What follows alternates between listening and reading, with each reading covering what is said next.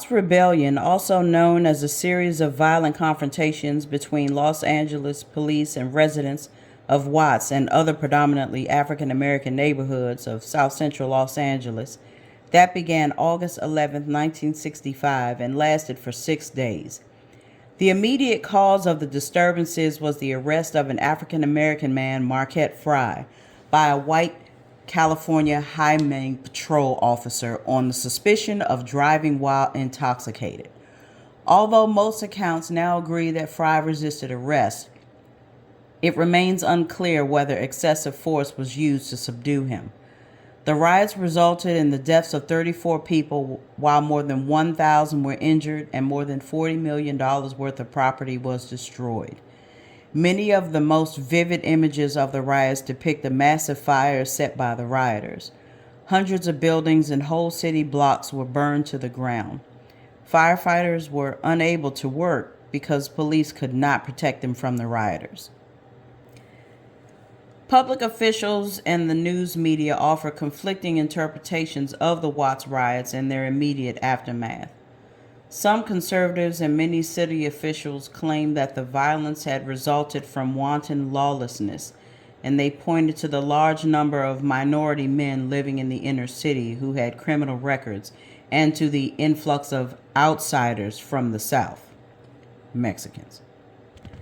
They observed that looters took far more goods from the stores than they could possibly find useful, and that it was irrational to burn down one's own neighborhood.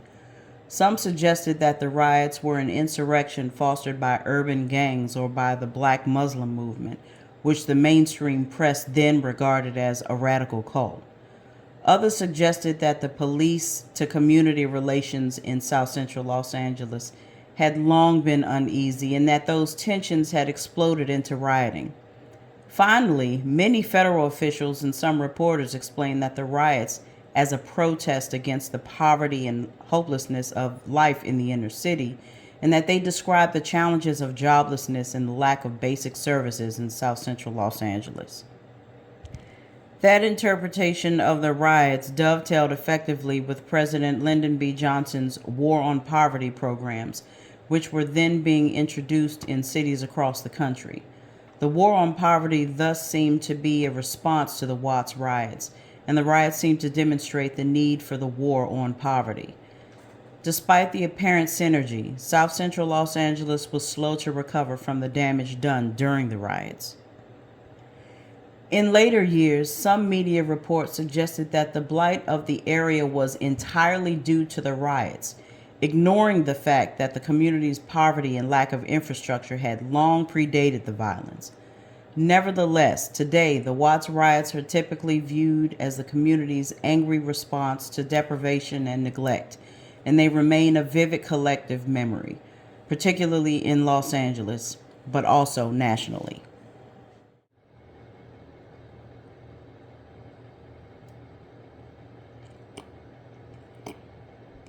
The DC Race Riot in Washington, D.C. was one of more than 20 that took place during the Red Summer of 1919. Lasting a total of only 4 days, this short-lived riot was more accurately described as a race war taking place in the nation's capital. The race riot started on Saturday, July 19th, following the incident involving Charles Rawls, pictured here, and Elsie Stefanik, of course not pictured. A rumor at a bar with multiple white sailors, soldiers, and Marines began discussing the release of Mr. Rawls.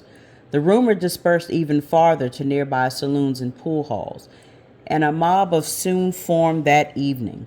The idea of the rape myth, where a black man was framed with no evidence for the rape or assault of a white woman, had been a predominant reason as to why lynching of black Americans in the United States was so widespread post-emancipation. The elements of that myth are portrayed in this story.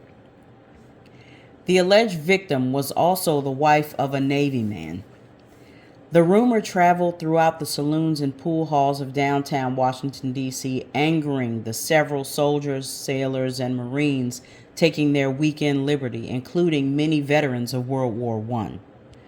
Later that Saturday night, a mob of veterans headed towards southwest Washington, D.C. to a predominantly black, poverty-stricken neighborhood with clubs, lead pipes, and pieces of lumber in hand. The veterans brutally beat all African Americans they encountered. African Americans were seized from their cars and from sidewalks and beaten without reason or mercy by white veterans still in uniform, drawing little to no police attention. On Sunday, July 20th, the violence continued to grow, in part because the 700-member Metropolitan Police Department failed to intervene. African Americans continued to face brutal beatings in the streets of Washington, D.C., at the Center Market on 7th Street in Northwest, and even in front of the White House. By the late hours of Sunday night, July 20th, the African American community began to fight back. They armed themselves and attacked whites who entered their neighborhoods. Both black and white men fired bullets at each other from moving vehicles.